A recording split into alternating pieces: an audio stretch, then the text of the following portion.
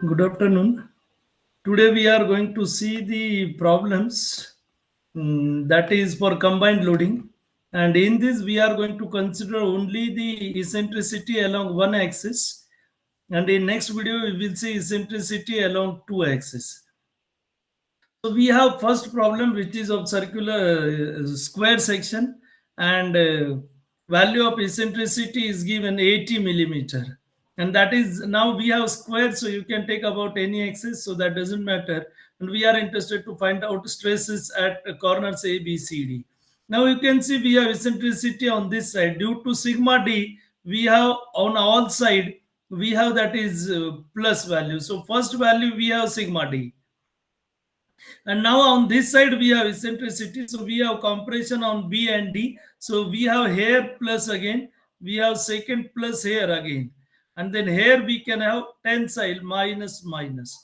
So BD we have same, AC we have same. So BD both compression and AC, sigma D compression, sigma B tension. So now we will solve this. So A we have 36 into 10 raised to 4 mm square, I BD cube by 12. Then sigma D we have P by A. Now P upon A we will get it as 2.78 Newton per mm square. Now we will find sigma B M by I into Y. Now M by I into Y, I we have into D by 2. So this is P into E we will get as M upon I into Y, that is 300, and we will get it as 2.22. So A and C we have minimum, which will be sigma D minus sigma B, and from this we will get 2.72 minus 2.22, 0.56 Newton per mm square compression.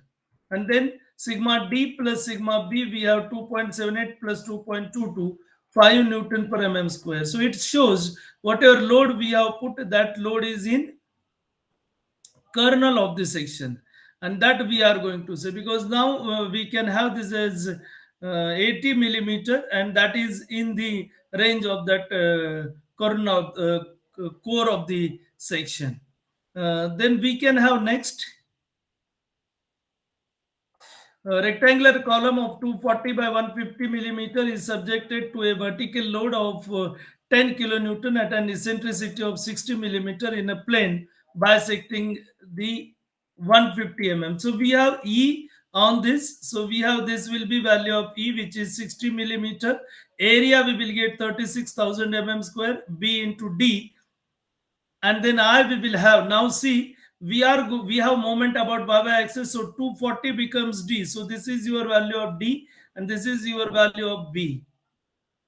And then therefore 150 into 240 cube by 12, 172.8 into 10 raised to 6. Then sigma D from this we will get, now this value we have in kilonewton per meter square. So this is in kilonewton and this is in meter square. So we have converted this value of A into meter square. So it goes to 36,000, sorry, 36 into 10 raised to 3, correct, into 10 raised to minus 6. And therefore it comes 277.78 kilonewton per meter square. Sigma B we have now. So this goes actually mm to the power 4, and then we have 172.8 into 10 raised to 6 into 10 raised to minus 12 meter to the power 4. And then we will get this value, that is equal to 418.41 kilonewton per meter square. Sigma minimum is sigma A minus sigma C. So we know eccentricity on this side. So we have due to combined, due to bending, A and C minus, B and D plus. And therefore A and C we will get it as minus 140.63 kilonewton per meter square, and that is tensile. And sigma max we will get at B and D, and that will be 696.19 kilonewton per meter square. We have calculated kilonewton per meter square because we have these values less. If we will find in Newton per mm square, it comes minus 0.14, because this is 10 raised to 3 and this is 10 raised to 6. So 10 raised to 3 gets cancelled and remaining is 10 raised to 3. So 0.140 kilonewton in Newton and meter square in millimeter square. So when we will have kilonewton per meter square, divided by 1000, you will get Newton per mm square. And then we have third problem. So now we have this as given hollow section, and we have load that is 10 kilonewton. This is acting at this point. Now we have this distance 100 thickness we have. So this distance becomes 300. So automatically my value of E becomes 150, which is not given. Then we have capital B 800, capital D 500, and then small b we have 600, and small d we have 300.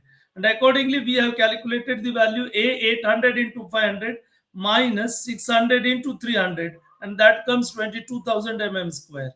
I BD cube by 12 minus BD cube by 12. So capital B we have 800 into 500 cube minus into minus 600 into 300 cube, and then we have that is divided by 12, and we will get this value 6.98 into 10 raised to 9 square. Sigma d p by a 6.82 newton per square, and sigma bx we will get it as m by I into y, and we will get this value 1500 into 10 raised to 3 into 150. So this is value of E into d by 2, 500 by 2, and we will get this value that is equal to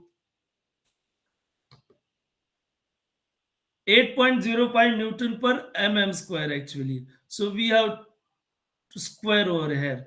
Then again we have, if I will say, we have this maximum and minimum eccentricity. So we have sigma minimum is d minus b, that is minus 1.23 newton per square tensile, and sigma max d plus sigma b, that comes 18.87 newton per square compression. So likewise we have to solve the problems. So we will stop here only. So thank you.